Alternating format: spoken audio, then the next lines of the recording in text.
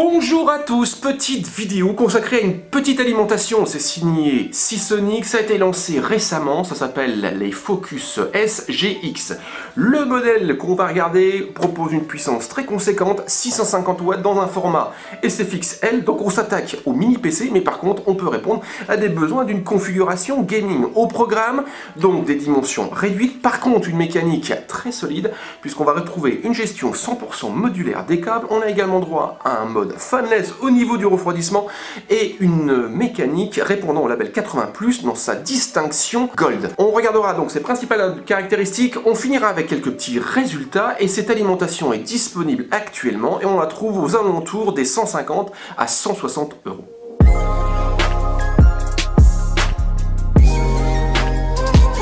Seasonic a lancé récemment donc une nouvelle gamme d'alimentation, les Focus SGX.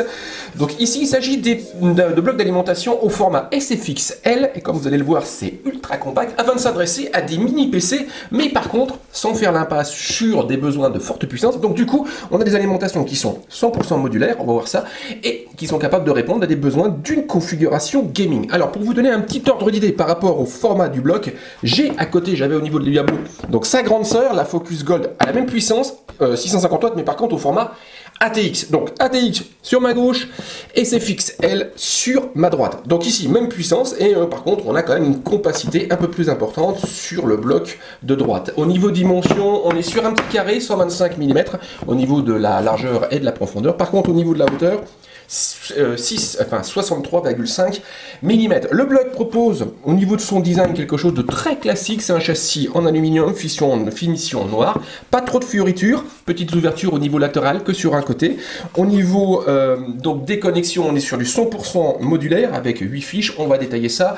Et au niveau donc du refroidissement, on va retrouver un large ventilateur accompagné donc d'une grille permettant à l'air de passer, et ça s'accompagne également donc à l'arrière d'une multitude donc de perforations, ce qu'on appelle une structure en nid d'abeille, accompagnée donc de la fiche secteur et d'un bouton de mise sous tension assez utile. Ce bloc embarque donc une mécanique solide, ça répond au label 80+ Gold, donc du coup ça permet d'avoir un rendement certifié. Alors si on va sur le site 80+, on peut récupérer donc la fiche de certification et ça nous permet de savoir que le rendement moyen de ce bloc est de 89,88%, donc grosso modo 90%.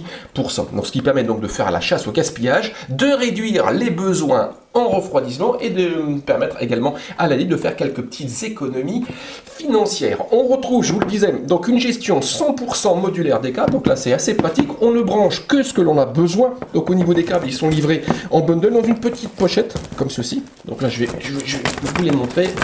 Voilà, donc là on a affaire à des câbles au design plat. Ici on a 8 fiches et ça permet de disposer au niveau donc, de l'équipement pas mal de choses. 4 PCI Express, 6 plus de broches pour tout ce qui va être carte graphique. On va également avoir droit à 6 SATA et on va avoir droit à 3 Molex. La mécanique répond également à des critères de sécurité puisque là on a une ribambelle de protection. Ça passe par l'OPP, l'OVP, l'UVP, l'OCP, l'OTP et enfin le SC. Au niveau de la puissance, on en parlait juste en introduction, 650 watts, ce qui permet de profiter de 54 ampères sur le plus 12 volts et de 20 ampères par ligne, 3,3 et plus 5 volts. Au niveau de nos tests, donc on a mis à l'épreuve ce bloc d'alimentation avec notre configuration de référence. Je vous invite à nous retrouver sur le site si vous voulez avoir des détails. Ici, on a un bilan qui est très positif, vraiment sur différents critères. Par exemple, au niveau de la stabilité des tensions. Alors là, Seasonic promet une stabilité inférieure à 3%, c'est largement le cas. Nous, on trouve de notre côté entre 0,4 et 0,8%. Donc là, pas de souci. Le mode fanless permet de rendre donc ce bloc d'alimentation totalement inaudible à faible charge, puisque son ventilateur donc s'arrête. Donc là, on est sur du 0 dBA. Et en pleine charge, ça reste assez discret, puisque notre sonomètre indique 37,3 dBA. Alors je parle de discret, c'est audible quand même, mais ça reste absolument pas bruyant. Par contre les tests, attention, sont faits à l'air libre. Et enfin, sur l'histoire du PFC. Donc ici, on doit avoir normalement une valeur comprise, minimum supérieure à 0,8. Ça, c'est le label 80+, qui l'oblige. Ici, pas de souci, on se situe entre 0,82 et 0,98. Donc un bloc d'alimentation compact, une puissance capable de répondre à des besoins assez musclés. On a également donc une gestion 100% modulaire des câbles, un design plat. Bref, une alimentation qui a son mot à dire au niveau des segments des petits PC. Si vous aimez cette vidéo, comme toujours, n'hésitez surtout pas à laisser un petit pouce en l'air, partagez. Vous pouvez également laisser un petit commentaire, ça fait toujours plaisir. Et moi, je vous donne rendez-vous prochainement.